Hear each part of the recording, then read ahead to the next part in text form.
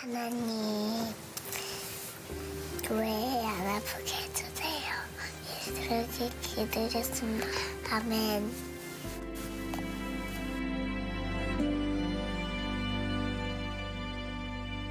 여호와는 너에게 복을 주시기를 원하며 너를 지키시기를 원하시며 여호와는 그 얼굴을 너를 향하여 드사 은혜와 평강 주시기 원하노라. 여호와는 너에게 복을 주시기를 원하며 너를 지키시기를 원하시며 여호와는 그 얼굴을 너를 향하여 드사 은혜와 평강 주시기 원하노라. 너를 보배롭고 존귀하게 여기시는 하나님이라. 내 삶 속에서 이 약속을 신실하게 이루시리.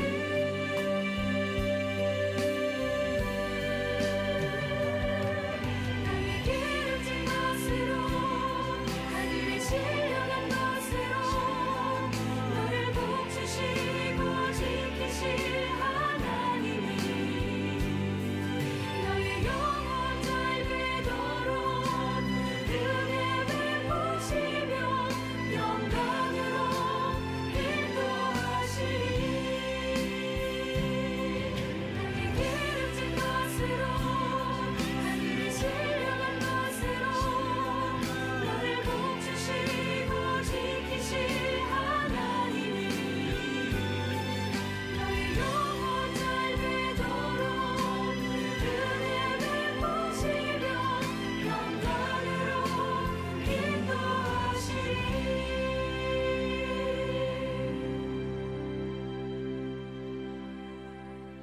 여호와는 너에게 복을 주시기를 원하며 너를 지키시기를 원하시며 여호와는 그 얼굴을 너를 향하여 드사 은혜와 평강 주시기 원하노라.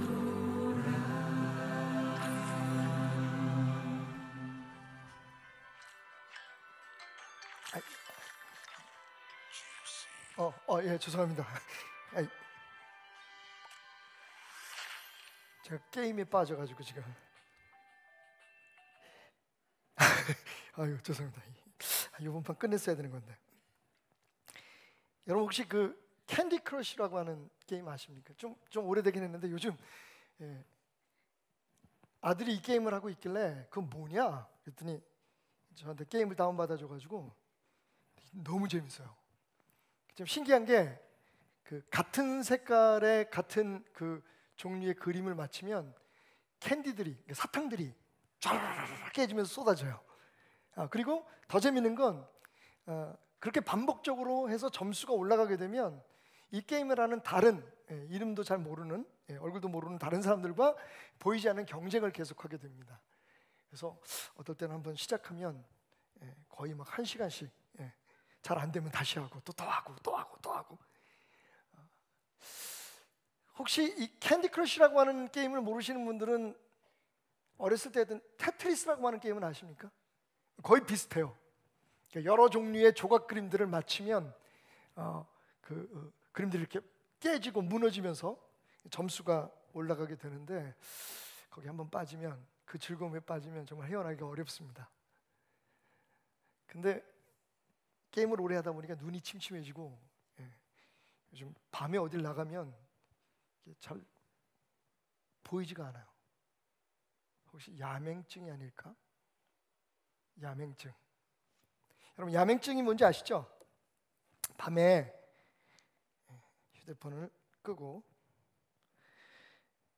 밤이나 어두운 곳에 나가게 되면 형체나 색깔 같은 것들이 구분되지 않아요. 다시 말하면 시력이 극도로 약해지거나 혹은 이상이 생기는 그런 질병을 야맹증이라고 합니다.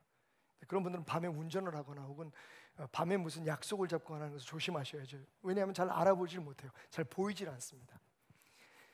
우리가 학교 다닐 때 그 야맹증은 그 비타민의 결핍으로 생긴다. 그래서 비타민 A가 부족할 때 야맹증이 걸리면 밤 혹은 어두운 곳에 가면 물체가 보이지 않는 그런 시각 장애를 겪게 된다라고 배웠습니다. 그런데 사실은 꼭 비타민 A뿐만 아니라 여러 가지 이유가 있어요. 여러 가지 이유 때문에 지금 저처럼 너무 게임을 많이 한다든지 혹은 컴퓨터에서 오래 일하신다든지 그 외에 눈에 어떤 상처가 있다든지 이래서 시신경이 다치게 되면 낮에는 잘 보이는데 어두워지거나 깜깜한 밤이 되게 되면 잘 물체를 분간하지도 못하고 색깔을 구별하지 못하는 그런 야맹증이 걸릴 때가 있습니다.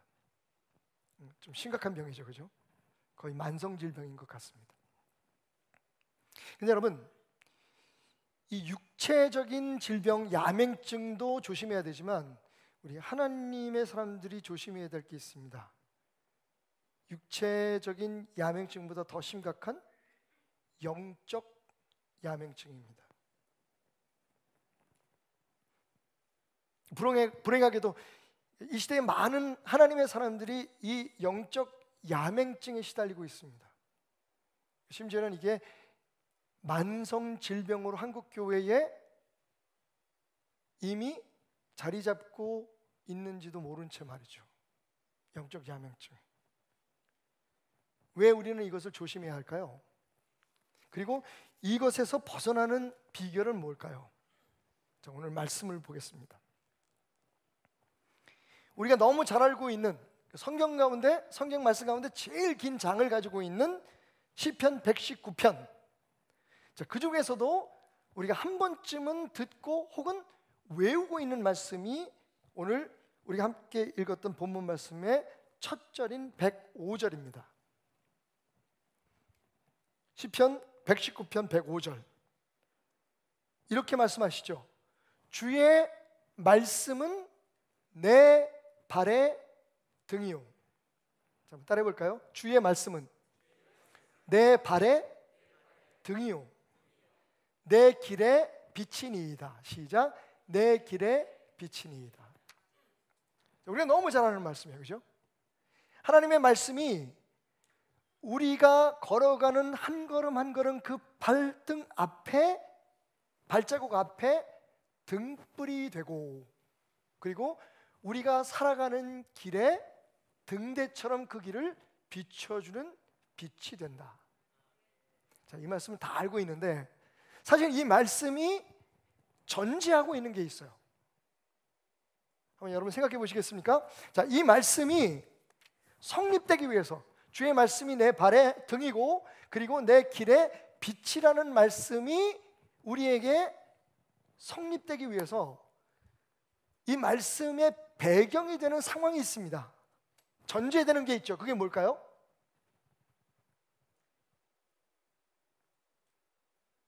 물어보니까 다들 생각을 못 하시더라고요. 너무 쉬운데, 알고 있는데 표현을 못 하시는 것 같아요. 자, 보세요. 등불은 언제 필요해? 여러분, 빛으로 길을 인도함 받으려면 그 빛이 우리의 눈에 보일 수 있는 환경은 뭐예요? 어둠이죠. 자, 이제 좀 아셨습니까? 그러니까 사실 오늘 이 말씀이 비유지만, 시인의 표현이지만 하나님이 주신 말씀으로 생각하고 그 영적 의미를 조금만 더 부여해 본다면 우리의 인생이 뭐다? 길이에요. 근데 뭐 이건 하나님 말씀 아니래도 뭐 가끔 시인들이라든지 여러 사상가들이나 철학자들이 하는 얘기죠. 우리의 인생이 여정입니다. 어디론가를 지금 향해서 가는 거예요. 길이에요. 근데 성경 말씀, 오늘 이 말씀을 배경으로 해서 깨닫는 깨달음이 뭐다? 길은 길인데 어떤 길이다? 밤길이다. 어떤 길이다? 어두운 길이다. 기본적으로 우리가 생각해야 될 건 뭐냐면 우리가 살아가는 이 세상, 우리가 걸어가는 그 길은 어두운 밤길입니다. 어렵지 않아요. 자, 요한복음 1장 1절부터 5절까지의 말씀 보십시다. 태초에 말씀이 계시니라. 이 말씀이 하나님과 함께 계셨으니 이 말씀은 곧 하나님이시라. 여기서 이 말씀은 우리가 잘 아는 로고스, 예수 그리스도를 뜻하죠. 그가 태초에 하나님과 함께 계셨고 만물이 그로 말미암아 지은 바 되었으니 지은 것이 하나도 그가 없이는 된 것이 없느니라. 이렇게 예수님에 대해서 설명한 후에 요한은 4절과 5절에서 이렇게 중요한 이야기를 꺼내냅니다. 그 안에 생명이 있었다. 예수님께서 이 땅에 오실 때 그 안에 있는 생명을 우리에게 주시기 위해서 오셨다는 얘기겠죠. 근데 이 생명은 사람들의 빛이었다라고 얘기합니다. 사람들의 빛이라. 자, 빛이라는 말이 나왔습니다. 그리고 5절에서 뭐라고 얘기하냐면 빛이 어둠의 빛이니. 빛은 누구? 예수님입니다. 어둠은 무엇? 세상인 거죠.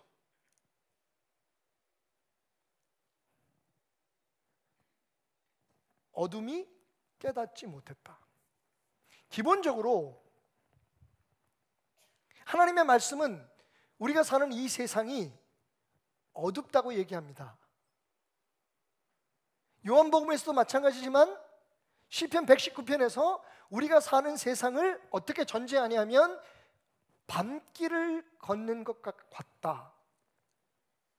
말씀이 오기 전에, 예수님이 우리에게 오시기 전에 우리의 삶은 어둠이다 라고 이야기합니다.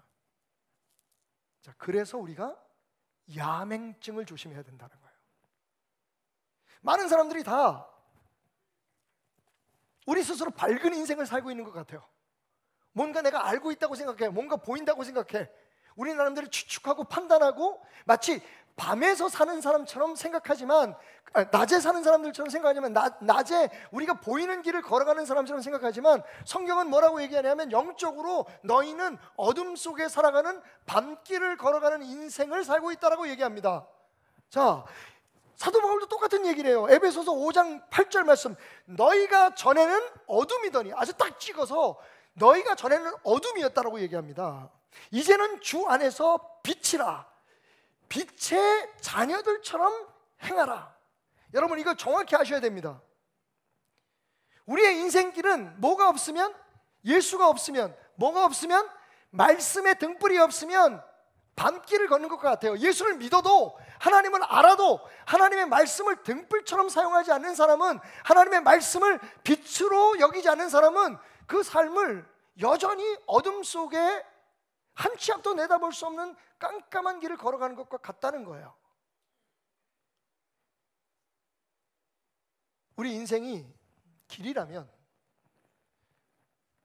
우리가 지금 걷는 이 길은 밤길입니다. 어두운 길이에요. 그래서 오늘 성경은 이야기하는 거죠. 하나님의 말씀이 내 발의 등불이다. 여러분, 그 등불 없이 살아갈 수 있는 세상이라면 왜 우리가 굳이 하나님의 말씀을 배워야 합니까? 왜 우리가 예수 그리스도를 믿어야 합니까? 이건 옵션이 아니에요, 여러분. 선택이 아닙니다. 우리가 사는 세상이 깜깜하기 때문에, 우리가 사는 세상에 한 치 앞도 내다볼 수 없는 밤길이기 때문에 우리는 제대로 걷고 있다고 생각하지만 수없이 많은 장애와 위험들이 도사리고 있는 세상을 살기 때문에 하나님의 말씀이 필수라는 겁니다. 하나님의 말씀으로 내 발 앞을 비추고 하나님의 말씀으로 내게 정해진 그 길을 따라갈 때에 비로소 우리는 우리에게 주어진 삶을 하나님이 계획하시고 섭리하신 대로 끝맺힐 수 있는 겁니다. 우리의 인생이 길이라면 지금 우리는 밤길을 걷고 있다. 자, 그러면 밤길을 걸을 때 필수적인 그 등불, 자, 오늘 말씀은 그것을 우리에게 설명해 주고 있는 거예요. 그거의 절대성을 우리에게 말해주고 있습니다. 그 어두운 인생길을 순항하려거든, 그 어두운 인생길을 성공적으로 마치려거든 어떻게 하라고요? 겨우 30cm 앞에 있는 등불을 붙들라는 겁니다. 그 어두운 인생길, 승리하는 비결은 겨우 30cm 앞에 있다. 자, 시각적으로 또 보여드려야죠. 제가 30cm 자를 가져왔습니다. 30cm 앞에는 뭐가 있을까요? 여러분, 30cm 앞에 등불이 있습니다. 뭐 사람마다 조금씩 차이가 있겠지만 우리가 걸어가는 길이 밤길이라면 여러분 등불을 이렇게 들고 가잖아요. 내 발의 등이요, 한 걸음 한 걸음 저 앞을 내다보거나 저 끝에다 세워놓고 걸어가는 게 아니라, 그러면 거기까지 가는 동안에, 그죠? 우리의 목표는 분명한데, 우리의 기대는 분명한데 거기에 빛이 있다고 해서 그것만 보고 걸어갈 수는 없어요. 왜냐하면 걸어가는 한 걸음 한 걸음에 어떤 장애가, 어떠한 문제가 있을지 모르니까. 그러니까 우리는 등불을 들고 걸어가야 된다고 성경은 말합니다. 내 발 한 걸음 한 걸음 앞에 등불. 자, 이 등불을 든 위치가 제가 보니까 딱 30cm야. 억지인가요? 근데 이 30cm는 또 왜 중요하냐면, 우리가 하나님의 말씀을 읽을 때에 하나님 말씀과 우리의 가장 적당한 거리야. 오늘 보니까 우리 김일교 목사님도 연세가 좀 드셨네요. 티슈가 생각이 안 나. 어쩔 수 없어요, 그죠? 정말 우리 목사님 젊었을 때, 아니 어렸을 때 내가 봤는데 같이 이렇게 늙어가네요. 나한테 뭐라 그러지 마. 내 나이 되면 다 알아. 내가 저 뒤에서 얼마나 웃었는지 몰라요. 어이구. 그러니까 나이가 들게 되면, 그죠? 점점 노안이 되니까 이렇게 가까이 보게 되고, 예? 저는 지금 이 다초점을 쓰고 있는데, 그래서 저는 좀 적응을 잘하는 편이에요. 예민하지만 적응을 잘해서 이렇게 눈 위치로 안경을 이렇게 조절을 해서 먼 곳도 보고 가까운 데도 볼 수가 있지만, 사실은 노안이 되시면 이게 가까이서 봐야 되잖아요. 근데 그 노안이 오기 전에 눈을 보호하기 위해서 아이들에게 독서 그 습관을 키울 때 중요한 게 뭐냐면 적당한 거리를 항상 유지하라는 거예요. 그죠? 이 30cm 기억하십시오. 하나님의 말씀을 가까이 두어야 하는 그 위치, 그리고 우리가 우리의 발에 등불이라고 말하는 이 등불을 들고 매일매일 걸어가야 하는 그 거리, 사실은요 인생 승리의 비결. 여러분, 저는 성공이라는 말을 쓰지 않았습니다. 왜냐하면 성공은 모든 사람에게 다 다른 기준이 되기 때문에. 승리는 채우는 겁니다. 이루는 거죠. 하나님께서 각자에게 주신 그 삶을 끝내는 것, 그것도 하나님이 원하시는 뜻대로. 그 인생 승리의 비결은 멀리 있지 않아요. 그 능력은 멀리 있지 않아요. 그 방법은 멀리 있지 않아요. 바로 30cm 앞 등불, 30cm 앞 우리가 항상 가까이 둬야 할 하나님의 말씀이 있다. 자, 조금 더 깊이 들어가 볼까요? 저는 벌써 신났는데 여러분 안 그러세요? 오래간만에 예배 참석하셔서 그런지 막 너무 감동이 되시나 봐요. 지금 마스크 속에서 울고 계시죠? 아멘을 안 해. 오늘 말씀의 106절부터 107절까지의 말씀을 보십시다. 주의 의로운 규례를 지키기로 뭐 했다? 맹세하고 어떻게 했다? 굳게 정하였다. 맹세하고 정했다. 두 번 강조하고 있죠. 그것도 어떻게? 굳게. 그러면서 107절에 뭐라고 얘기하냐면 나의 고난이 매우 심하오니 여호와여 주의 말씀대로 나를 어떻게 해요? 살아내게 하소서. 여러분, 오늘 시인은 분명히 얘기합니다. 우리의 삶이 만만치 않을 거라고, 우리의 삶에 많은 고난이 있을 거라고. 그런데 그 고난에서 우리를 살게 하는 힘, 우리가 살아날 수 있는 비결이 어디 있다고요? 주의 말씀대로. 따라합시다. 마음대로 말고 말씀대로 살자. 마음대로 살면 죽습니다, 여러분. 내 마음 내키는 대로 살면 죽어요. 정말 기가 막힌 일이 있었죠. 전천안에서 중학생들이 어르신들을 폭행하는 장면들이 나왔어요. 근데 그 아이들을 지금 세상의 법에 따라서 벌을 못 준대요. 기껏 할 수 있는 게 아이들 사회봉사를 시킨다든지 아니면 소위 말하는 보호감찰을 해야 되는데, 물론 그 어린아이들에게 새로운 삶의 기회를 주게, 근데 저는 벌을 주려는 얘기가 아니라 이 아이들을 어떻게 하든지 바로 가르쳐야 되잖아요. 그뿐만 아니라 그런 모습을 보면서 다시는 어린아이들이 그 못된 짓을 하지 못하게 만들어야 되는데, 법이라는 게 그래요. 인간이 만들어 놓은 규율이라는 게 그렇습니다. 이게 살리는 건지 죽이는 건지, 법대로, 여러분, 그건 지금 당장 우리에게 필요한 거지만 그게 우리를 살리는 길이 아니에요. 이 세상을 살리는 길이 아닙니다. 법 때문에 죽는 사람도 많아요. 물론 법은 든든한 울타리가 되어주지만 법이 답은 아닙니다. 그리고 법은 언제든지 바뀔 수 있어요. 보십시오. 과반이 넘는 지금 여당에서 얼마든지 원하면 법을 바꿔요. 물론 백성들의 국민들의 여론이나 이런 것들이 부담이 되지만 어쨌든 원하는 대로 할 수 있게 어떤 사람들에게 힘을 주면 모든 게 다 끝나버려요. 마음대로 살거나 법대로 살면 망합니다. 오늘 뭐라고 얘기하냐면, 우리의 어두운 인생길, 하나님 말씀대로 우리를 살리소서. 말씀대로 살리소서. 내가 그래서 그 말씀을 내 발의 등이요 내 길의 빛으로 정하였습니다. 내가 굳게 따르기로 결심했습니다.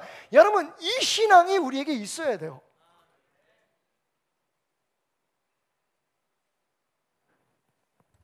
그래서 오늘 시인은 말하기를 109절, 110절, 나의 생명이 항상 위기에 있사오나 나는 주의 법을 잊지 아니하나이다. 110절, 악인들이 나를 해하려고 올무를 놓았사오나 나는 주의 법도들에서 떠나지 않겠습니다. 여러분, 107절 그리고 109절, 110절, 이 세 구절에서 우리의 삶에 고난이 있다, 우리의 생명이 항상 위기에 처해 있다, 그리고 나아가서 악인들이 나를 해하려고 올무를 놓았다라고 얘기합니다. 그런데 이 모든 세 가지의 큰 카테고리의 위험 속에서 어떻게 내가 살았다? 내가 어떻게 결심했다? 하나님의 말씀대로 살고 하나님의 말씀을 떠나지 않고 하나님의 말씀을 잊지 않기로 결심했다. 결국 우리 인생의 답은 뭐다? 여러분, 그런데 많은 성도들이 야맹증에 걸려 있어요. 자, 우리의 삶에 고난이 있습니다. 고난이라는 장애가 있어요. 밝을 때 있으면 피해갈 수 있잖아요. 제가 하나님께서 저 기도의 포리움까지 저를 인도하려고 계획을 세우셨다고 치십시다. 아무것도 없으면 그냥 걸어가면 돼요. 어두우면 어때요? 어두워도 그냥 걸어가면 되죠. 그런데 문제는 뭐냐? 오늘 시인의 고백처럼, 그리고 우리 모두가 알고 있듯이 우리의 삶에 고난이 있어요.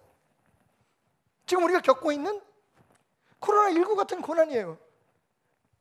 제가 오늘 올라오는데 밖에서 안내를 서고 있던 두 분 장로님께서 저한테 그래요. 목사님, 성전이 꽉 찼습니다. 그래서 깜짝 놀랐어요. 그러면 안 되는데, 성전 꽉 채우면 안 돼. 아니요, 기준에 따라서 꽉 찼습니다. 10% 다. 그래서 다른 분들은 지금 여기 성전에서 예배드리신 분들 이외에도 지금 우리 애찬실에서, 식당에서, 그리고 다른 교육실 방에서 지금 각기 흩어져서 10%씩 모여서 예배를 드리고 있습니다. 그리고 성도님들이 온라인으로 예배를 드리고 있는데, 처음에 좀 기분이 좋았어요. 꽉 찼대.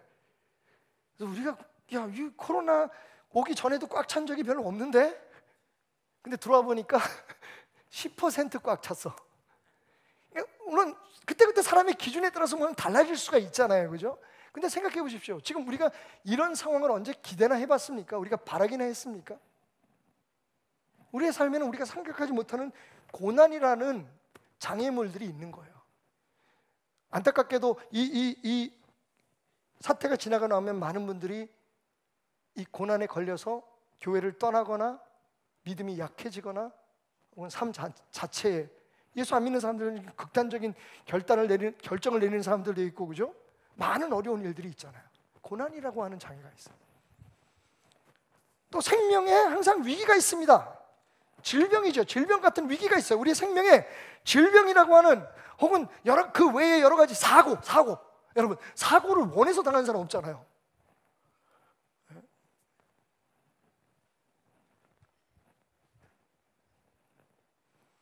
우리의 삶에 생명을 위협하는 일들이 여기저기 있어요. 우린 진짜 몰라요. 무슨 일이 벌어질지.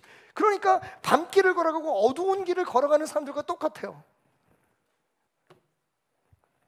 그리고 마지막 세 번째 110절에서 말하고 있는 그 장애물은 뭐냐면, 악인들이 나를 해하려고 올무를 놓았다는 거예요.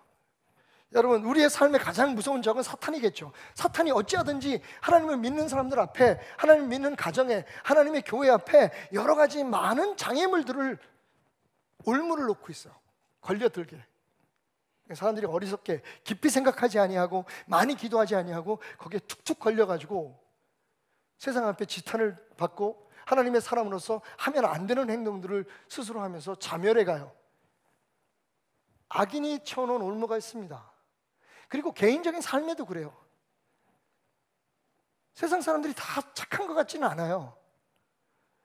정말 뜻하지 않게 우리의 삶에 어려움을 주는 사람들이 있어요. 사기를 치고 협박을 하고, 그렇죠? 어두운 길인 것도 힘들지만 우리 앞에 고난이 있어요. 걸려서 넘어지고 부닥쳐서 쓰러지고, 다행히 부닥쳐서 일어날 만한 힘이 있으면 모르지만 많은 사람들은요, 하나님을 알고 믿는 사람들도 많은 사람들이 그 밤길에 고난, 위기, 그리고 사탄 혹은 주변 사람들의 올무에 걸려서 믿음을 버리거나 인생의 경주를 중단하는 사람들이 있단 말이에요. 그래서 필요한 게 뭐냐? 이 어두운 밤을, 깜깜한 밤을 걸어갈 때에 하나님의 말씀이 우리의 등불이 되어야 된다는 거예요. 하나님의 말씀이 우리의 길잡이가 되어준다는 거예요. 그런데 여기 안심할 수 없는 또 다른 이유가 있어요. 108절, 우리가 아까 107절, 109절, 110절 읽었잖아요. 108절 말씀은 진짜 충격적입니다. 저로서도 충격적이에요. 뭐라고 얘기하냐면, 여호와여 구하오니 내 입이 드리는 자원 제물을, 무슨 제물이요? 제물은 제물인데 무슨 제물이요? 자원 제물이 뭡니까? 자원에서 스스로 드리는 제물이죠. 누가 강요하거나 누가 협박해서 드리는, 누가 요구해서 드리는 제물이 아니라 내가 자원에서, 내 마음에서 우러나는, 물론 교회의 여러 가지 그런 우리의 관례라든지 아니면 예배 형식에 따라서 우리가 하나님 앞에 무엇을 드릴 수 있어요. 근데 그것이 어떤 형태이든지 누가 요구해서, 누가 시켜서 그렇게 하는 제물이 되어서는 안 된다는 거죠. 어떤 제물이 되어야 되냐면, 어떤 헌신이 되어야 되냐면, 어떤 기도가 해야 되냐면, 그것이 처음엔 배우고 훈련받은 것이라고 할지라도, 누군가에 의해서 들은 것이라고 할지라도 결국에는 내 마음에서 우러나는 자원 제물이 되어야 돼요. 10년 되고 20년 믿었는데도 자기 신앙이 없는 거야. 하나님께서 내 입에서 드리는 자원 제물을 받으시고 주의 공의를 내게 가르치소서라고 얘기합니다. 그러니까 하나님의 말씀을 배우기 위해서 우리에게 피어나는 게 뭐냐면 자원하는 심령이에요. 자원하는 마음입니다. 그래서 제가 볼 때는 고난, 위기, 그리고 올무, 이것만큼, 아니 어쩌면 이것보다 더 위험한 우리의 인생에, 우리의 신앙 여정에 가장 무서운 장애물이 있으니 그게 뭐냐면 지금 우리의 신앙생활이에요. 모순되는 것 같지만 여러분, 우리의 신앙의 가장 무서운 장애물은, 큰 장애물은 지금 우리의 신앙이에요. 왜? 지금 우리의 신앙이 우리의 것이 아닐 때가 많기 때문에 그래요. 그래서 제가 야맹증을 얘기하는 겁니다. 말씀 없이, 내 말씀 없이, 내 신앙의 결단 없이, 내 등불을 내 손에 30cm 앞에 들고 내 말씀을 매일매일 묵상하는 습관 없이, 그런 삶의 노력 없이, 결단 없이 그냥 주어진 환경 그동안 우리가 믿어왔던 거기에 그냥 휩쓸려 가는 거예요. 저는 여기서 쇼펜하우어가 한 얘기가 떠오릅니다. 뭐라고 얘기했냐면요, 타인의 사상만 계속 받아들이다 보면 자신의 판단이 없어지거나 둔화될 수 있다. 처음에는 그래요. 우리가 처음에 예수님을 소개받을 때 누군가 예수님에 대해서 전도하고 교회에 대해서 가르쳐주고, 우리가 새가족부도 있고 여러 가지 단계가 있잖아요. 누구든지 처음에는 다 스스로 선택에 의해서 하나님의 말씀을 공부하다가 하나님을 찾아온 사람도 있겠지만, 처음부터 자기의 신앙, 자기의 등불을 들기는 쉽지 않아요. 그런데 문제는 뭐냐? 그렇게 해서 예수를 믿었는데 5년이 되고 10년이 돼도 자기 스스로 하나님의 말씀을 가까이 하는 것을 스스로 중요하지 않게 생각하며 신앙생활을 하는 거예요. 그러면 어떤 문제가 생깁니까? 목사가 하는 말, 그 교회에서 주장하는 말, 지금 한국 기독교, 세계 기독교에서 그동안 전통적으로 관례적으로 주장해왔던 것들을 그냥 따라가는 거예요. 그 사람들이 무슨 욕심이 있든지 무슨 생각이 있든지, 지금 그런 현상들이 우리 주변에 너무 많이 일어나고 있어요. 자기가 판단 안 해. 판단할 수가 없어. 왜? 하나님의 말씀을 보질 않으니까. 말씀을 통해서 기도하면서 하나님의 음성을 듣고 이게 옳은 건지 그런지 판단하기 전에 우리 목사님이 하나님을, 왜냐하면 목사님들이 그렇게 얘기하잖아요. 무조건 순종하고 따라와. 여기서 이 말 한마디 좀 하고 지나갈게요. 저희가 이교도 기독교라고 하는 책을 지금 우리가 함께 읽고 있습니다. 토요일 아침마다 함께 돌아가면서 읽고 토론을 하는데, 그 책에서 주장하는 건 이겁니다. 다 교회마다 말씀대로, 복음대로, 우리는 말씀대로 합니다라고 얘기하는데 사실 말씀이 없는 것들이 너무 많다는 거죠. 약간 충격일 수 있는데 여러분 좀 끝까지 들어주십시오. 그래서 제가 우리 목사님들에게 질문을 했어요. 만약 우리 교회를 다니던 성도가 어디 멀리로 이사를 간다든지 해외를 간다든지, 아니면 우리 교회가 좀 적응이 잘 안 돼서 교회를 떠나게 될 때 목사님들에게 묻는다면, 목사님, 제가 어떤 지역에 가서 새롭게 신앙생활을 해야 되고 다른 교회를 다녀야 되는데 어떤 목사님을 따라가면 되겠습니까? 어떤 교회를 선택하면 되겠습니까? 라고 묻는다면 목사님들은 뭐라고 말씀해 주시겠습니까? 굉장히 중요해요. 왜? 내가 만약 성도님 우리 교회를 떠나서 다른 교회를 다니게 되신다면 이런 목사님을 따라가십시오 라고 얘기한다는 건 내가 그런 목사가 되고자 한다는 얘기잖아요. 제가 우리 5분의 목사님들한테 물었어요. 다른 말하면 여러분들이 어떤 목사로서 성도들을 이끌기를 원하느냐, 가르치기를 원하느냐, 양육하기를 원하느냐는 질문이었겠죠. 물론 저에 대한 질문이기도 했어요. 많은 토론이 오가고 우리 안에서 어떤 결론이 내렸냐면, 내가 답이라는 목사는 절대로 따라가지 마라. 나는 다 알고 있다는 목사는 따라가지 마라. 내가 시키는 대로만 하면 당신은 잘 될 거라는 목사는 따라가지 마라. 그거 다 거짓말입니다. 왜? 목사도 사람이니까. 그러면 어떤 목사를 따라가야 될까요? 난 당신을 정말 생각하고 있습니다. 내가 때로는 실수도 하고 잘못도 하고 잘못된 정보를 전할 수 있지만, 그런데 제 마음속 깊숙이에 나는 당신을 하나님께로 인도하기 위해 몸부림치는 마음을 가지고 있습니다. 여러분, 여러분이 진짜 신뢰해야 될 지도자는요, 바로 그런 사람입니다. 절대로 저 사람은 나를 자기의 욕심이나 혹은 어떤 교회 자체의 목적을 위해서 이용하거나 잘못될 길로 인도할 사람은 아니야 라는 거. 저는 이단 따라가는 사람들 보세요. 여러분, 지금 말도 안 되는 일들이 벌어지고 있잖아요. 솔직히 진짜 분한 건, 이게 설교 시간에 할 말인지 모르지만, 바람피는 그런 남편에 대해 화가 나는 여자들이 화가 나는 이유 중에, 부인들이, 종황지자들이 화나는 이유가 뭐냐면 자기보다 더 예쁘고 잘난 여자하고 바람이 나면 자기도 할 말이 없대. 그것도 착각일까요? 근데 가서 찾아가가지고 머리끄댕이 잡고 보면, 아니 어떻게 이런 여자하고 바람이 났지? 내가 이 여자보다 못해? 그래서 자존심이 상하더라는 거예요. 정말 화가 나는 게, 그 이만희 씨라는 분 한번 보십시오. 도대체 이 양반이 무슨 말 하는지 나는 모르겠어. 요즘 큰 무리를 일으키고 있는 그 선교단체 그 대표라는 분이 하시는 말씀을 보십시오. 도대체 이게 무슨 말인지. 백신 맞지 말래. 백신 맞으면 노예가 된대. 그러면서 어디서 뭐 증명되지 않는 얘기들을 해서 무슨 DNA 백신이 있고 RNA 백신이 있는데, 근데 그걸 다 우리 교회 병원 원장님도 계시지만, 저는 뭐가 두렵냐면요, 야, 사람들이 이걸 보면서 그렇지 않아도 어떻게든지 교회에 잘못된 점, 부족한 점을 찾으려고 하는 사람들이 이걸 보면서, 야, 요즘 한국 교회 목사들 수준이 교회 수준이 이래라고 딱 찍어버릴까 봐.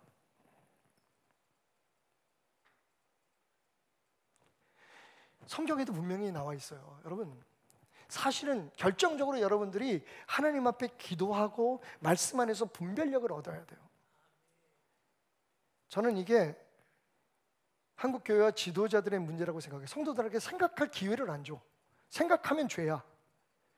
무조건 교회에서 하는 대로, 목사가 무슨 어디 어디에 무슨 장으로 나가야 된다고, 여러분 이게 하나님 뜻입니다. 그러면 다 하나님 뜻이라고 헌금하고 그래서 몇 억씩 써가지고 총회장 되고, 성도들이 판단할 능력이 없어. 판단할 기회를 주지 않아. 왜냐하면 목사가 하는 말, 강단에서 선포된 얘기에 대해서 조금이라도 질문을 하면, 여러분 질문 자체가 무슨 죄입니까? 그런데 질문을 하거나 거기에 대해서 스스로 하나님 말씀을 통해서 뭔가를 옳고 그름을 깨달으려고 한다면 그게 죄가 돼버려. 근데 그게 또 성도들의 연약함과 딱 맞아 들어가. 또 왜? 성경 읽기 귀찮잖아요. 하나님 말씀 내가 공부하기 싫잖아요. 그냥 주일날 교회 와서, 법도 있어, 주일 성수회라. 그래서 주일날 와서 앉아가지고 목사가 하는 얘기 듣고, 수요일날 좀 열심히 있으면 수요일 나오고 새벽 예배 나오고, 그래서 계속 누군가 해주는 그 사람의 사상, 그 사람의 신앙을 주입받고 거기에 따라가다가 보면 내가 생각할 필요가 없잖아. 내가 판단할 필요가 없잖아. 그런데 성경은 뭐라고 얘기하냐면, 주의 말씀은 교회의 등불이거나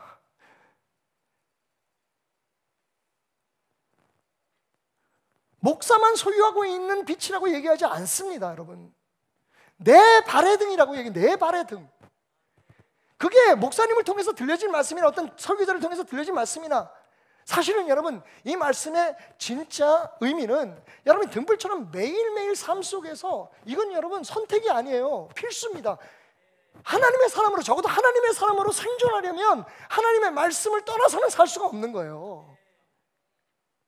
근데 그렇지 않아도 나는 지금 잘 믿고 있다고 생각하니까 그게 야맹증이지. 판단이 안 되잖아요. 누가 무슨 얘기를 해도 그게 옳고 그른지 몰라. 그냥 우르르 몰려가고, 저를 우르르 몰려가고, 심지어는 그런 자기 그 집단에서 따라가지 않은 생각을 하는 사람들은 무조건 다 잘못됐고.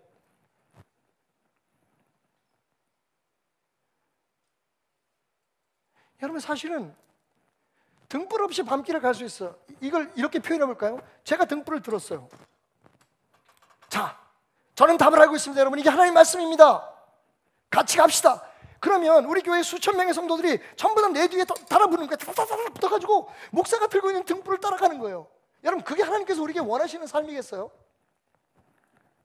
여러분 각자가 등불을 들고, 제가 아무래도 여러분보다 하나님의 말씀, 여러분들이 밖에서 사업을 하고 또 여러분들이 애쓰고 자녀들 교육하는 것만큼 저는 제가 하는 일이 하나님의 말씀을 통해서 여러분들을 하나님께로 인도하는 거니까 더 많이 연구하게 되고, 더 많이 생각하게 되고, 더 많은 책을 보게 되고, 더 많이 얘기하게 되고, 설교를 준비하잖아요. 그럼 제가 들었어요. 내가 보니까 이게 하나님의 말씀이더라. 여러분 따라오십시오. 그러면 각자가 들고 있는 성경을 등불을 들고 30cm 앞에 그 기적을 바라보면서 따라와야 되는 거예요.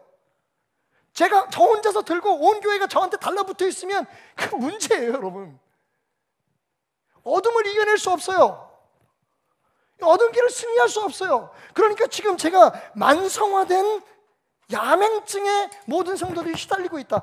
말씀을 내가 공부하지 않고, 말씀을 내가 묵상하지 않고, 오늘 들은 설교를 내가 다시 사색하지 않고도 신앙생활 너끈히 할 수 있다고 생각하는 게 병이에요. 여러분, 그 병이에요. 무서운 병이에요. 제가 지금 되게 어려운 설교를 하고 있다는 거 알아요, 여러분? 이러면 그럼 목사의 권위는 더 떨어지고 사람들이 그럼 목사 아니래도 우리가 저는 베델 성도를 믿습니다. 아니 그래서 나는 확실히 답을 알고 있는 목사를 찾아갈 거야 라고 간다면 저는 그분들을 위해서 기도해 줄 거예요. 눈물 흘리면서 기도할 거예요. 거기 가서도 정말 하나님의 말씀을 스스로 발견하기를. 이게 도대체 말이 안 돼요. 지금 우리는 지금 만성 야맹증에 걸려 있어요. 왜? 하나님의 말씀의 등불이 우리 손에 들려져 있지 않기 때문에. 30cm 앞에. 여러분 이상하지 않아요? 모든 목사님들과 성도들이 되게 열광하는 사상이 있어요. 그게 뭐냐? 기독교는 종교가 아니래요. 그러면 삶으로 살아야죠. 왜 종교적으로 접근해? 교회 주일날 나오고 뭐 어디 특별한 기도회가 있거나 뭐 이럴 때마다 가서 기도하면 그러면 내가 하나님을 잘 믿는다고 생각하면 그게 종교지. 그게 삶입니까? 정말 우리가 기독교는 삶이라고 주장하고 가르치려면, 그리고 그걸 실천하려면 매일매일의 삶 속에 여러분 말씀이 여러분 손에 붙들려져 있어야 돼요. 그렇지 않으면 다 거짓말이고 위선이에요. 그러니까 편안한 대로만 받아들이는 거예요. 기독교는 삶이야. 온 우주 만물을 창조하신 분이 하나님이시고 우리를 구원하기 위해서 인간으로 오신 분이 예수님이고 그분이 지금 우리 안에 있대.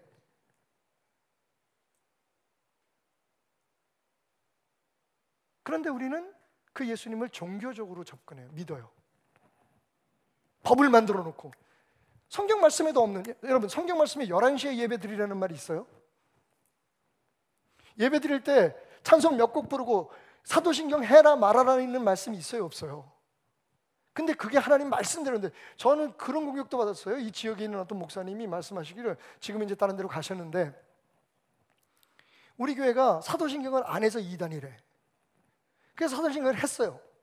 근데 제 친구, 저는 이제 여러분 알다시피 제가 침례교 백그라운드를 가지고 있으니까 제 친구 목사 중에 한 분이 안식년이라고 우리 교회 예배를 참석했는데 그 친구가 그래요. 왜 사도신경을 하네? 침례교 목사가. 침례교에서는 사도신경 안 해요. 나는 어디로 갈까요? 그래서 제가 결정했어요. 침례교 목사들이 있을 때는 안 하고 장로교 목사들이나 순복음 목사들이 있을 때는 사도신경 하자. 근데 왜 그렇게 할 수 있어요? 성경에 없어요. 그건 우리의 신앙의 고백인 거예요. 근데 마치 모든 성도들은 왜 그렇습니까, 여러분? 성경을 안 보니까 모르는 거예요. 심지어는 이렇게 기도하라고 가르치신 주기도문을 마치 주문처럼 외워요.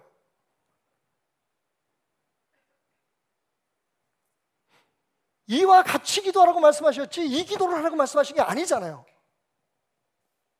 좀 어려운 얘기일지 모르지만 결론은 이거예요. 여러분 스스로가 말씀에 대한 묵상을 하셔야 돼요. 그날들은 설교에 대해서 여러분 나름대로 곱씹어야 돼요. 그래서 그 말씀이 내게 어떤 은혜가 있는지, 이 강단에서 축복받아라 그러면 축복이 쏟아지는 게 아니에요, 여러분. 그런 목사를 찾아가지 말라고 말씀드리는 거예요. 제가 우리 교회를 떠나거든.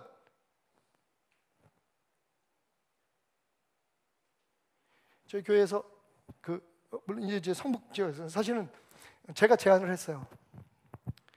우리가 다 모여서 집회도 못 하고 요즘 우리가 부활절 예배나 이런 것 이 지역 적는 교회들이 함께 했는데 그것도 못 하니까 우리 성도들에게 좀 좋은 설교를 한번, 그러니까 제 설교와 다른 설교를 좀 나눌 수 있는 기회를 가졌으면 좋겠다. 그리고 여러분들도 마찬가지다. 여러분 교회에서 다 다른 목사님들 설교, 이 지역에 있는 다른 목사님 설교 좀 들어보자. 그래서 그걸로 축복을 우리가 찾아내자. 신년 부흥회를 준비하고 있어요. 정릉 지역에. 이번에 아주 귀한 목사님들을 저희가 여기 앞에 수정교회 맞은편에 있는 수정교회 이승진 목사님께서 이 지역 지금 교회협의회 회장이세요. 그래서 당연히 회장이시기 때문에 첫날 말씀을 전하시고, 둘째 날은 개동교회에 아버님 목사님을 이어서 젊은 목사님이 지금 목회를 하시는 영국에서 공부하시고 한인교회를 목회하시는 아주 훌륭한 목사님이에요. 저보다 나이는 어리지만 말씀도 좋고 생각이 너무 좋아요. 그 목사님 설교를 우리 성도들도 듣고 정릉교회에 있는 많은 성도들이 좀 들었으면 좋겠어요. 그래서 둘째 날은 윤성철 목사님, 개동교회 목사님 조남입니다, 여러분. 윤성철 목사님이 설교를 하세요. 그리고 셋째 날은 아마 우리 교회에서 하게 될 것 같은데 수요 예배가 있으니까 우리 교회에서 이렇게 정릉 쪽으로 나가다가 보면 오른쪽에 그 허브 약국이라고 있는데 그 약국 옆에 빌딩에 정릉 성결교회라고 있어요. 그 교회 교회 위치 알려주면 또 글로 갔는데 서경배 목사님이라고 계신데 그 목사님 설교가 너무 좋아요. 그래서 이 지역에 있는 젊은 목사님 대부분 무슨 교회 이 지역 행사하고 그러면 그 원로 목사님들이나 저같이 그래도 조금 어느 정도 그 나이가 되거나 자리가 잡힌 사람들이 설교하게 되는데 이번에는 젊은 목사님 설교 한번 들어보자. 제가 들어보니까 너무 좋아요. 요즘 이거 좋아요. 저희도 요즘스러운 교회 프로젝트 중에서 이런 걸 한번 해볼까 지금 우리 목사님들하고 의논을 한번 했어요. 뭐냐면 우리 성도들이 그 방문하는 우리 교회 말고 다른 교회의 목사님들 설교를 좀 추천하는 그런 방을 하나 만들자. 여러분 어쩔 수 없어요. 코로나19 사태가 우리에게 가져온 또 하나의 은혜는 뭐냐면 교회의 담이 무너졌다는 거예요. 이제는 우리 교회 목사 설교만 듣는 시대가 아니에요. 그러니까 다른 교회 목사님 설교도 좋은 설교가 있거나 우리가 듣고 은혜 받고 이건 진짜 복음적이다 제가 권하고 싶은 설교들도 있잖아요. 그런 목사님들 설교들을 여러분들에게 소개하고 여러분들이 들을 수 있다면 물론 위험 부담은 있습니다. 대부분 목사님들의 설교 수준이 저보다 훨씬 낮기 때문에 다른 교회를 근데 기억하세요. 다른 교회를 가려면 어떤 목사님 찾아가라고요? 나를 정말 위하는 사람을 나를 위하는 사람, 교회나 아니면 자기의 개인적인 목표를 위해서 목회하는 사람 말고 여러분이 어찌하든지 하나님과 만나서 하나님의 사람으로 성장하기를 원하는 사람. 보면 알아요. 생활해보면 느껴요. 세상에 완벽한 사람 아무도 없습니다. 100% 답을 가지고 진리 위에 섰다고 하는 사람은 주님밖에 없어요. 그러니까 속지 마세요, 제발. 그게 되게 편하거든요. 시키는 대로 하면 되니까. 근데 그게 야맹증이에요. 자기 혼자 인생길을 갈 수가 없어요, 밤길을. 말씀이 내 손에 들려있지 않기 때문에. 내 자발적이고 내 자원하는 신앙의 고백이 없기 때문에 시키는 대로 가다 보면 넘어져요. 왜? 100명이면 100명, 1000명이면 1000명이면 다 상황이 다른데? 지금 보세요 여러분. 우리가 같은 일을 겪지만 사람마다 다 그 겪는 일들에 대해서 벗어나는 방법들이 다르잖아요. 물론 몇 개의 정해져 있는 그런 답이 있을 수 있지만 그게 모든 사람이 적용되는 건 아니잖아요, 여러분. 그걸 다 받아들이는 것도 다르잖아요. 그러니까 하나님의 말씀을 자신의 것으로 소유해야만, 자신의 등불을 가지고 있어야만 우리가 벗어날 수 있다는 겁니다. 자, 그래서 112절 말씀, 마지막 결론이죠. 내가 주의 율례들을 영원히 행하려고 내 마음을 기울였나이다. 마음을 기울이세요. 106절에서 얘기한 것처럼 규례를 지키기로 맹세하고 굳게 정하세요. 이제는 누가 가르치는 것만 굉장히 중요합니다. 말씀을 듣고 많이 듣고 많은 예배에 참석하는 게 중요하지만 그것을 내 것으로 만드는 과정이 필요해요. 최근에 제 아내가 잠자리에서 읽어줬던 책 가운데 그런 내용이 있어요.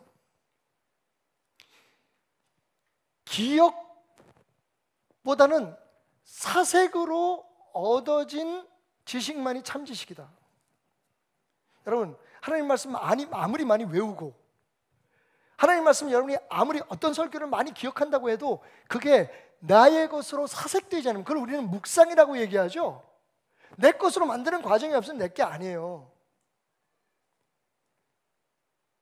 지금 우리가 그 야맹증에 걸려 있어요. 생각하지 않으려고 해요. 묵상하지 않으려고 해요. 누군가 자꾸만 우겨주고 먹여주고 정해놓은 대로 따라오는 대로 따라가면 되는 줄 알아요. 그러니까 다 걸려 넘어지는 거예요. 각기 다른 인생의 여정을 걸어가면서 우리에게 들려진 하나님의 등불이 있으면 그 장애물을 보고 지나갈 수 있을 텐데, 고난이 왔어. 이 고난은 욥처럼 이겨내야지. 생명의 위기가 찾아왔어. 그럼 히스기야처럼 기도해야지. 여러분, 하나님께서 우리에게 주신 말씀을 우리 나름대로 들었던 그 말씀을 우리 나름대로 생각해서 헤쳐나갈 수 있잖아요. 사탄의 공격이 있어서 삼손처럼 이렇게 하면 안 되지.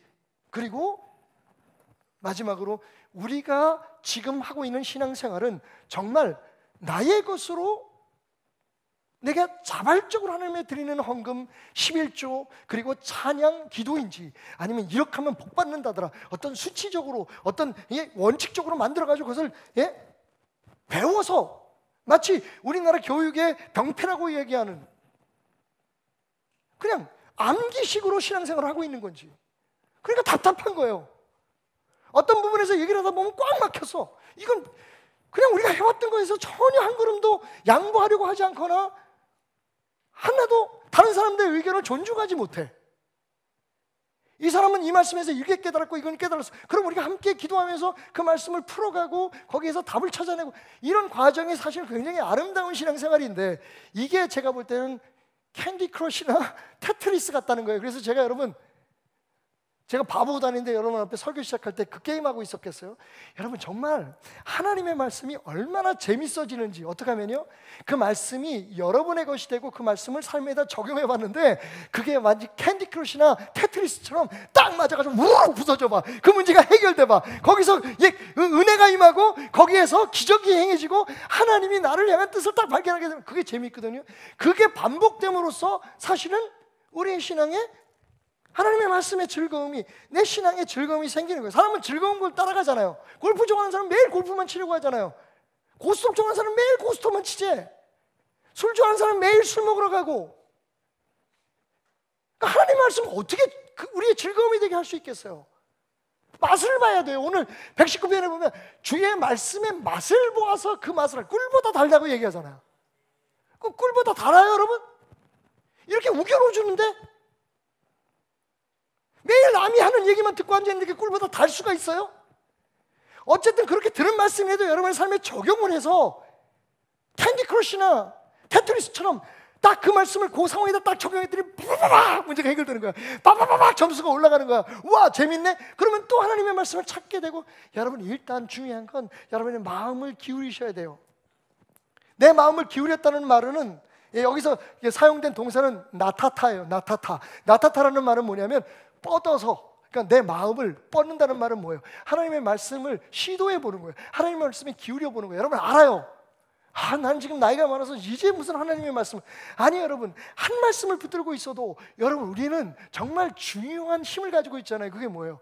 하나님께서 우리가 하나님의 말씀을 들으려고 하면 우리를 도와주신다는 거야. 우리가 해야 될 건요 답을 찾아내는 게 아니에요. 무슨 이게 다 신학 공부를 했어? 뭘 했어? 아니 신학 공부를 한 저도 히브리 성경 놓고 그대로 못 읽어요. 사전 없으면 못 봐요. 실력 뽀록 났다. 근데 한계예요 여러분. 제가 라틴어도 공부하고 클래시컬 그릭도 공부하고 코헤니 그릭도 공부하고 공부했어요. 그런데 그 말씀이 굉장히 그 공부한 게 힘이 됩니다. 말씀을 분석할 때 이게 본문의 뜻이 이거고 이러고. 그런데 여러분 그걸 그냥 제가 유대인처럼 혹은 그리스 사람처럼 그냥 읽지 못해요.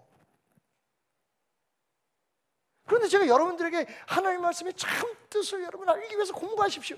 그것도 나는 잘못됐다고 생각해.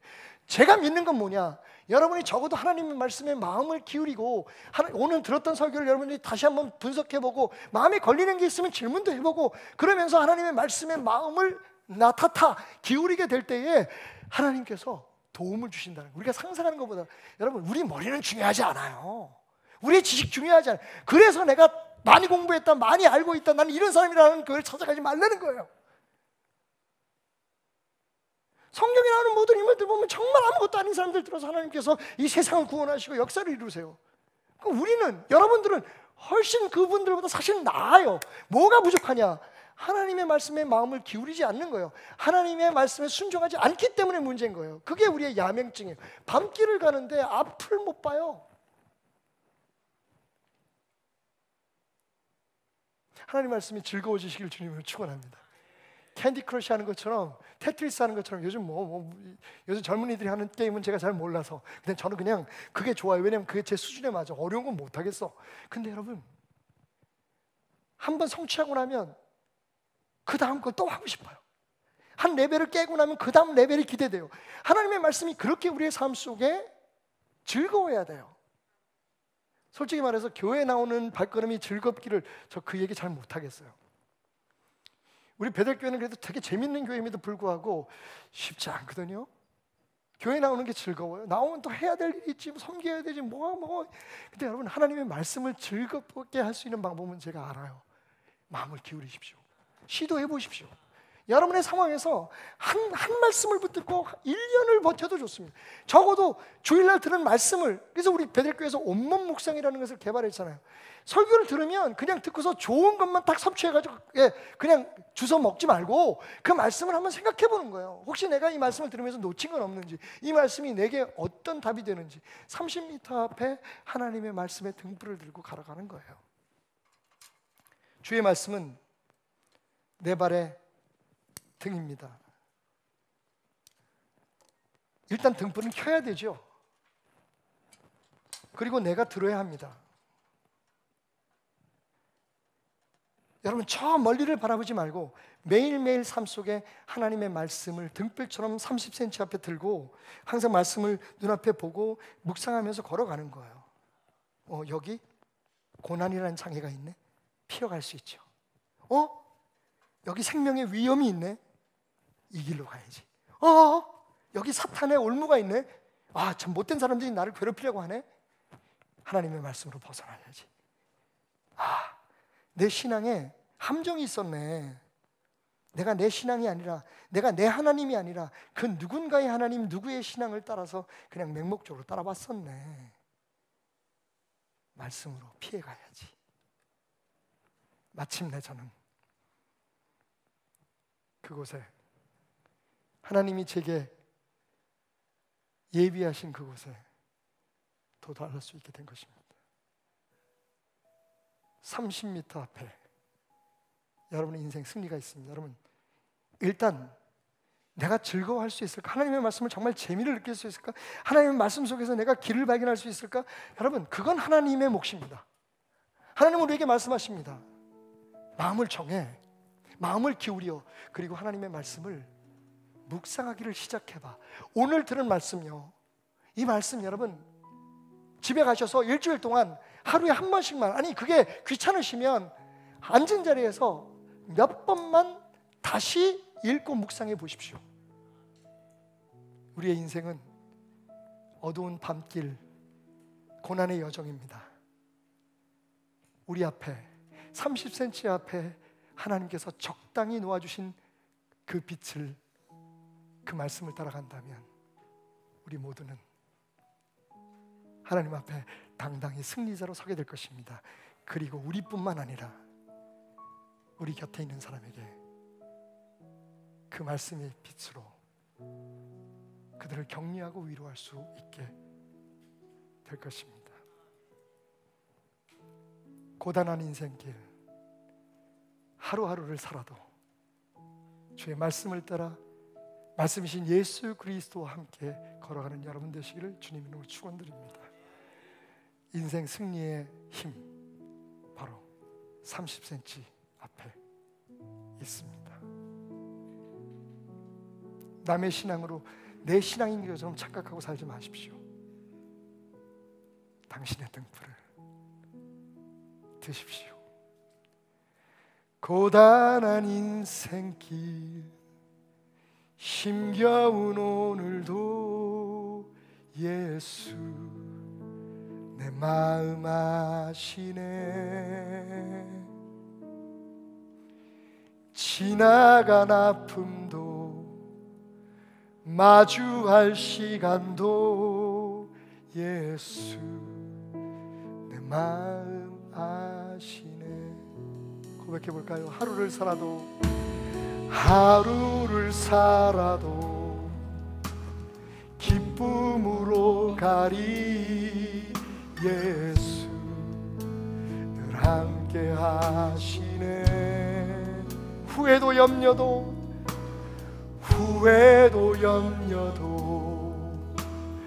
온전히 맡기리. 예수 늘 함께 하시네. 믿음의 눈 들어 주님을 바라봅니다. 이 또한 지나가리라. 주어진 내 삶의 시간 속에 주의 뜻을 알게 하소서. 우리 모두 자리 자리에서 일어나서 함께 고백하십시다.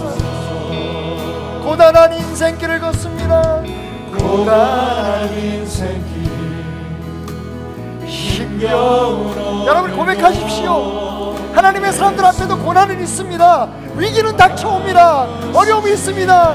하지만 우리에게는 하나님의 말씀의 등불이 있습니다. 우리에게는 예수 그리스도가 함께 하십니다.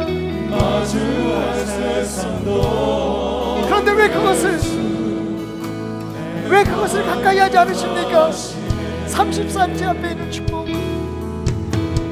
하루를 살아오 기쁨으로 가니 예수 늘 함께 하시네. 후회도 염려도 우리의 인생 승리에 아무런 도움되지 않습니다. 여러분 주님 앞에 맡기고 주의 말씀 들고 주 말씀 비치며 하루하루 나갑시다. 믿음의 눈 들어 주를 보니 이 또한 지나가리라. 주어진 내 삶의 시간 속 주님의 뜻은 반드시 이루어질 것입니다.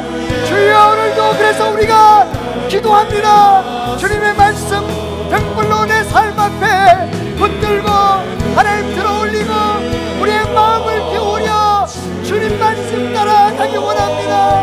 하나님 시작하게 하소서. 그 야맹증에서 벗어나게 하소서. 주의 말씀이 길잡이가 되고 주의 말씀이 등대가 되고 주의 말씀이 내 삶의 모든 고난과 역경을 이겨내는 힘이 되어 하나님 승리하게 하여 주옵소서. 내 발의 등불 주의 말씀 따라가게 하소서. 믿음의 눈 들어 주를 보니 또한 지나가리라.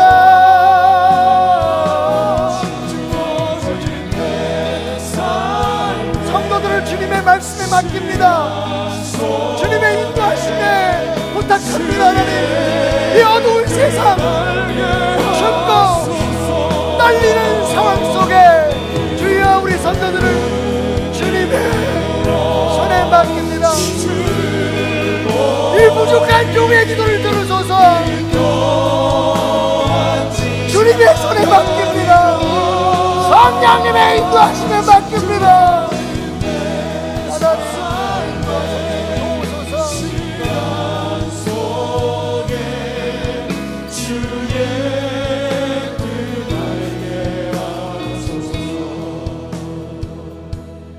내가 믿고 또 의지함을 내 모든 형편 아시는 주님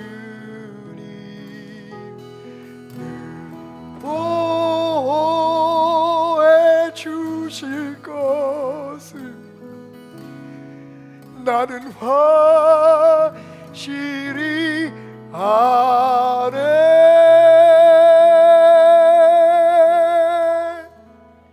그 믿음으로 말씀의 등불 들고 한 걸음 한 걸음 주님 뜻대로 걸어가는 베들의 모든 권속들 위해 예수 그리스도의 은혜와 하나님 아버지의 넘치는 사랑하심과 성령님의 함께하심이요 역사하심과 인도하심이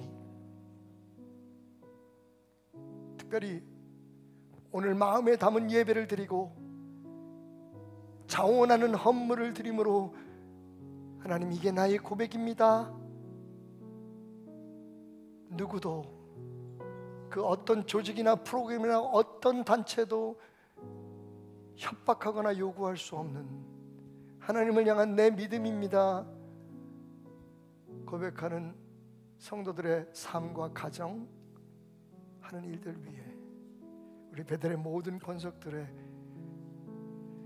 산 예배의 현장 그 일상 속에 그리고 여전히 저 천국 가는 길에 등대처럼 소망으로 빛나야 할 이 땅의 교회들 위해 영원히 함께 하시기를 축원하옵나이다. 아멘.